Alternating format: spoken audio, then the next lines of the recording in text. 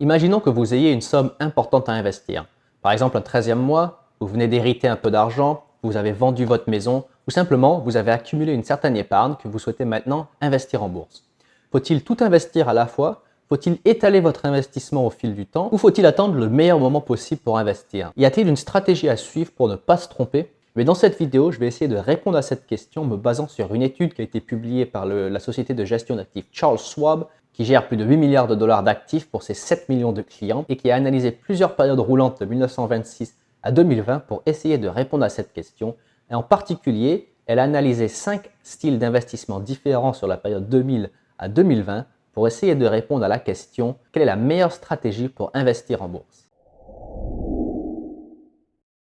L'étude va analyser 5 styles d'investissement différents et chaque investisseur hypothétique fait face au scénario suivant. Au début de chaque année, donc en 2000 et 2020, l'investisseur reçoit 2000 $ qu'il peut investir dans un ETF S&P 500, mais chaque investisseur va décider d'investir cette somme de manière très différente, comme nous allons le voir. Le premier investisseur s'appelle Pierre Parfait et il a le talent de pouvoir investir au plus bas du marché chaque année. Et donc le 1er janvier 2001, il reçoit 2000 $ à investir, mais il va attendre patiemment le 21 septembre 2001 pour injecter cette somme. Le 21 septembre, c'est le jour où la bourse était au plus bas aux États-Unis, et donc il va réussir à injecter ces 2000 $ ce jour-là. 1er janvier 2002, il reçoit également 2000 $, et il a attendu le 9 octobre 2002 pour investir, parce qu'encore une fois, c'était le plus bas du marché, et ainsi de suite chaque année jusqu'en 2020, il va réussir à injecter ces 2000 $ au plus bas du marché chaque année. Pierre a donc le timing parfait. Le deuxième investisseur s'appelle Anne Action. Elle a une stratégie toute simple, c'est dès qu'elle reçoit ses 2000 $ le 1er janvier, elle va investir cette somme dès la première séance boursière et Anne ne va pas se soucier de l'état du marché, que le marché soit haut, que le marché soit bas, qu'il y ait une crise économique ou qu'on soit en expansion économique. Dès qu'elle reçoit son argent, elle va l'injecter dans le marché. C'est pourquoi on l'appelle Anne Action. Elle passe à l'action immédiatement une fois qu'elle a reçu son argent. Le troisième investisseur s'appelle Mathieu Mensuel et lui, il reçoit ses 2000 $, donc comme tout le monde, le 1er janvier de chaque année. Et il va diviser cette somme en 12 parts égales qu'il va investir le premier de chaque mois.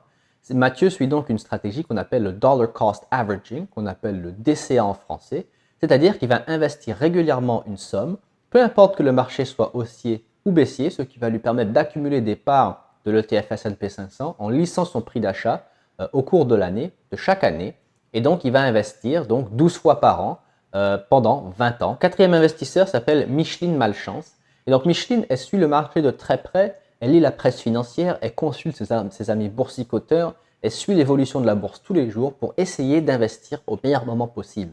Malheureusement, Micheline Malchance a le malheur d'investir au plus haut du marché chaque année, c'est-à-dire elle va investir chaque année là où le marché est au plus haut. Et donc elle a vraiment le pire timing possible. Et donc chaque année, elle va investir 2000 $ lorsque le marché est au plus haut. Et le cinquième investisseur s'appelle Paul Peureux.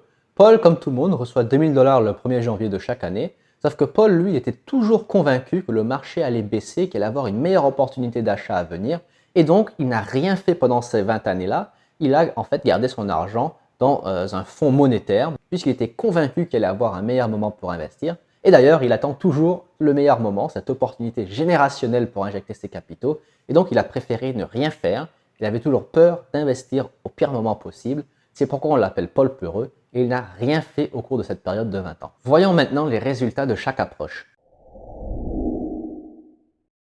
Le graphique suivant va montrer le résultat hypothétique, donc le patrimoine total de chaque investisseur, à la fin de la période de 20 ans qu'on vient de considérer. Alors logiquement, c'est Pierre Parfait qui a généré les meilleurs gains. Il a généré un gain total de plus de 151 000 $ au cours de cette période de 20 ans. En effet, il avait le talent pour investir au meilleur moment chaque année. Il avait donc le timing parfait. Et clairement, c'est lui qui a généré les meilleurs gains au cours de cette période de 20 ans. Il arrive en première place. Mais ce qui est frappant, c'est que Anne Action, qui elle justement ne se soucie pas du tout d'avoir le meilleur timing, arrive en deuxième place derrière Pierre Parfait avec un gain total de plus de 135 000 $. C'est-à-dire la différence entre Pierre Parfait et Anne Action est de moins de 16 000 $ au total. C'est quand même une certaine différence, mais qui est quand même relativement négligeable, puisque Pierre Parfait, pour avoir le timing parfait, soit il a énormément de chance, soit il a un gros talent qui requiert énormément d'efforts, donc beaucoup de temps, d'expertise, pour justement arriver à identifier ses creux, alors qu'Anne Action, au contraire, ne réfléchit pas du tout à ça.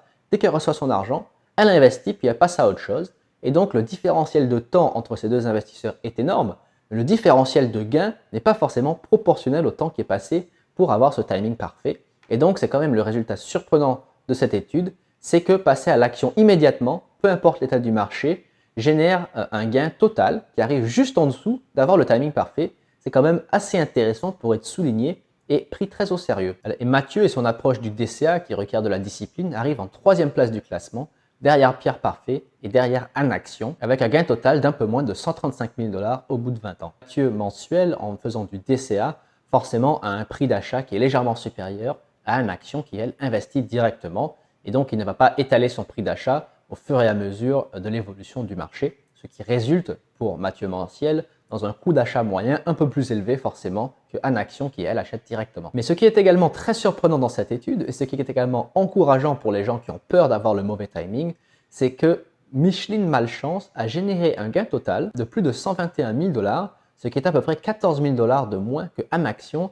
Et encore une fois, la différence n'est pas énorme entre quelqu'un qui injecte tout de suite son argent et quelqu'un qui a le pire timing possible. Donc dites-vous bien que c'est quelqu'un qui a investi au pire moment chaque année boursière pendant 20 ans et son gain total est quand même extrêmement respectable, c'est-à-dire seulement 14 000 $ à peu près de moins que Anaxion et donc un peu moins également que Mathieu Mensuel qui lui investissait avec discipline via sa stratégie du DCA.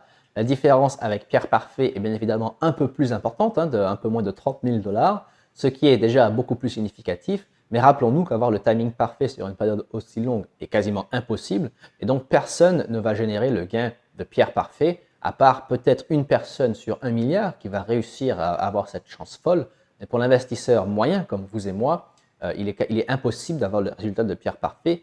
Donc il ne faut pas se comparer à lui, mais plutôt à Anaxion, à Mathieu Mensuel et à Micheline Malchance. Encore une fois, Micheline Malchance, c'est quelqu'un qui a essayé d'avoir le timing parfait, qui ne l'a pas eu. Et il faut vraiment avoir beaucoup de malchance pour avoir le pire timing possible tous les ans pendant 20 ans consécutifs. Et néanmoins, c'est quand même un résultat encourageant, malgré le fait que cela représente la peur absolue de pratiquement tous les investisseurs d'investir au pire moment. Mais malgré cela, Micheline Malchance a quand même généré des gains qui sont extrêmement importants sur cette période de 20 ans. Et enfin, sans grande surprise, la pire performance revient à Paul Peureux, qui a préféré ne pas investir du tout et rester sur la touche. Son approche a bien évidemment généré le moins de gains, mais ce qui est paradoxal, c'est que malgré le fait qu'il ait eu peur d'investir au pire moment chaque année, eh bien même s'il avait investi au pire moment, il aurait généré beaucoup plus de patrimoine que son approche ultra conservatrice et ultra peureuse qui consiste à ne rien faire. On peut même se poser la question s'il a réussi à battre l'inflation. Disons qu'au mieux des cas, il a réussi à maintenir son pouvoir d'achat sur cette période de 20 ans, mais dans tous les cas, il n'a pas réussi à générer de patrimoine. Même Micheline Malchance a beaucoup mieux performé que lui. Charles Schwab, bien évidemment, a analysé beaucoup de périodes différentes, donc toutes les périodes de 20 ans roulantes, comme je l'ai évoqué précédemment, mais les résultats sont quasiment toujours les mêmes, sauf pour 10 périodes où il y a des légères différences dans ces résultats. Mais sur 66 des 76 périodes analysées, le résultat est toujours le même. Pierre Parfait arrive premier, Anaxion arrive deuxième, Mathieu Mensuel arrive troisième, Micheline Malchance arrive quatrième et Paul Peureux arrive en 5e position du classement.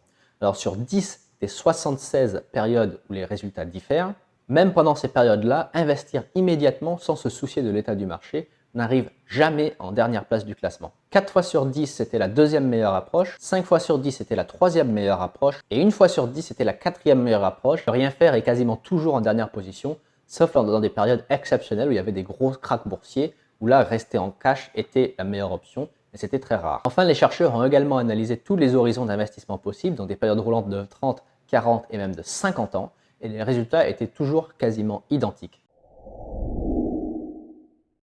Alors, comment faut-il interpréter les résultats de cette étude? La conclusion de cette étude, c'est qu'il faut être décisif et il faut agir dès que possible et ne surtout pas se soucier de l'état du marché ou d'essayer d'avoir le timing parfait. Si vous êtes tenté vraiment d'attendre le meilleur moment et d'avoir le meilleur timing possible, gardez en tête que l'approche de Pierre Parfait d'avoir le timing parfait, qui rappelons-le requiert une quantité d'efforts absolument colossale, génère seulement 15 000 $ de plus que Anaxion, qui elle est passée à l'action immédiatement sans réfléchir. Elle a pu continuer à vaquer à ses occupations habituelles et ne pas passer des heures devant son écran à essayer d'analyser les tendances, les mouvements du marché, la conjoncture pour avoir le meilleur timing possible. C'est quand même une conclusion qui est fondamentale et qui doit rester ancrée dans l'esprit de chaque investisseur, c'est-à-dire que passer à l'action immédiatement génère des meilleurs gains que même le DCA et l'investissement mensuel. Alors, si vous avez une somme importante à investir, l'étude suggère donc qu'il faut injecter ce capital immédiatement.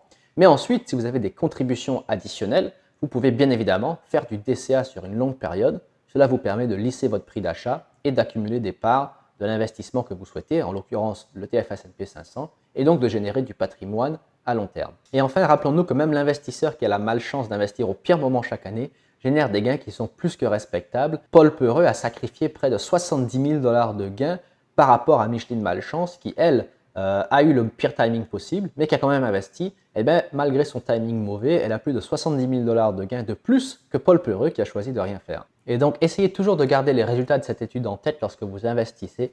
Dites-vous que passer à l'action le plus vite possible est la meilleure chose qu'on peut faire. À long terme, le différentiel de gain sera relativement minime entre ces différentes stratégies. Et donc, gardez toujours en tête qu'il faut investir dès que possible. Si vous souhaitez avoir des idées d'investissement, je vous invite à regarder les autres vidéos de ma chaîne qui vont présenter des ETF intéressants ou des fonds SICAV intéressants qui peuvent vous permettre d'atteindre vos objectifs en bourse. Merci d'avoir regardé cette vidéo et à très bientôt.